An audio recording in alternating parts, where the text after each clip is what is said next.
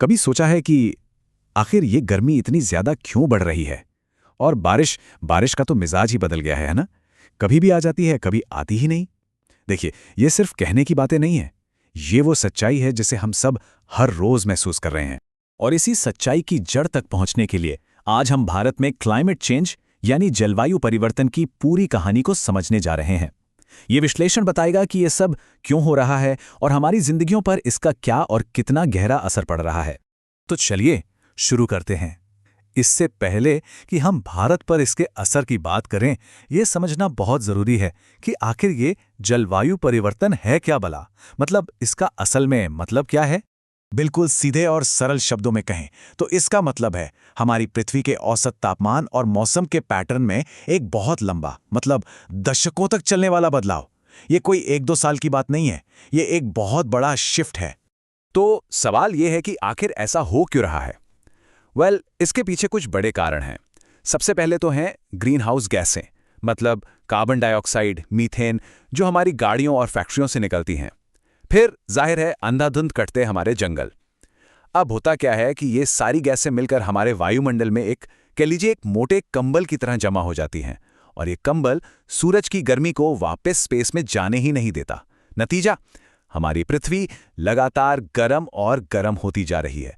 चलिए, ये तो हो गई ग्लोबल प्रॉब्लम की बात, लेकिन इसका सीधा सीधा हमारे देश भारत पर क्या असर हो रहा है? और यकीन मानिए, इसका असर बहुत ही गहरा और बहुत फैला हुआ है। इसका असर हम दो बहुत ही एक्सट्रीम तरीकों से देख रहे हैं। एक तरफ हैं हीट वेव्स यानी लू, जो हर साल पहले से ज्यादा खतरनाक होती जा रही है, और दूसरी तरफ है बारिश, जिसका पूरा पैटर्न ही गड़बड़ा गया है। कभी महीनों तक सूखा और फिर अचानक ऐसी बाढ़ कि सब कुछ तबाह हो जाए। और गर्मी की बात करें तो वो अब इस लेवल पे पहुंच चुकी है, दिल्ली हो या राजस्थान, कई इलाकों में टेम्परेचर का 45 से 50 डिग्री सेल्सियस छूना अब कोई बड़ी बात नहीं रह गई है। सोचिए, ये सिर्फ एक नंबर नहीं है, ये एक बहुत बड़ी वार्निंग है। इस बदलते मौसम की सबसे बड़ी मार झेल रहे हैं हमारे किसान। जैसा कि आप देख सकते हैं, इस बेमौसम बरसात और सूखे का सीधा मतलब है फसलों का बर्बाद होना, पानी की जबरदस्त किल्लत और मिट्टी की उपजाऊ शक्ति का खत्म होना। ये हमारे देश की खाद्य सुरक्षा पर और लाखों परिवारों की रोजी रोटी पर एक सीधा हमला है। पर यह असर सिर्फ खेतों तक नहीं है, हम इसे अपने शहरों में देख रहे हैं। मुंबई हर मॉनसून में डूब जाता है। बिहार और असम में हर साल आने वाली विनाशकारी बाढ़ हम देखते ही हैं। पहाड़ों पर, हिमालय में हमारे ग्लेशियर्स, जो हमारी नदियों का सोर्स हैं, वो खतरनाक तेजी से पिघल रहे हैं, और इन सब का सीधा असर हमारी सेहत पर भी पड़ रहा है। हीट स्ट्रोक और सांस की बीमारियां तेजी से बढ़ रही हैं। इन सारे आंकड़ों और फैक्ट्स से हटकर चलिए अब इस संकट के मानवीय पहलू को समझते हैं, एक इंसान की कहानी के जरिए। तो इन बड़े बड़े आंकड़ों को एक चेहरा देते हैं।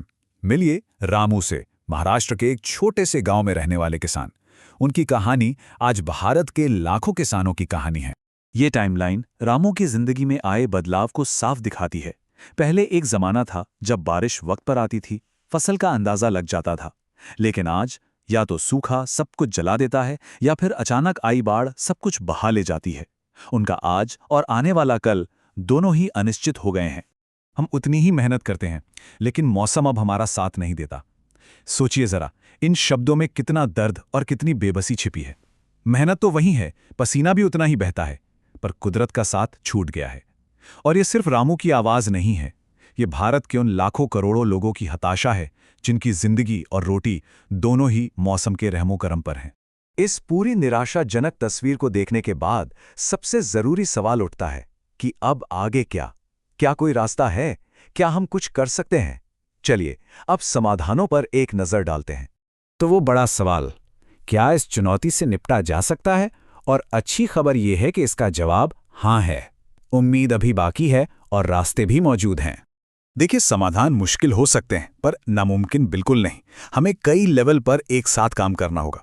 ज्यादा से ज्यादा पेड़ लगाने होंगे, गाड़ियों और फैक्ट्रियों से होने वाले प्रदूषण को कम करना होगा, हमें सोलर और विंड एनर्जी जैसे साफ सुथरे विकल्पों को तेजी से अपनाना होगा, अपनी रोजमर्रा की आदतों में बदलाव लाकर पानी और बिजली जैसे कीमती संसाधनों को बचाना होगा।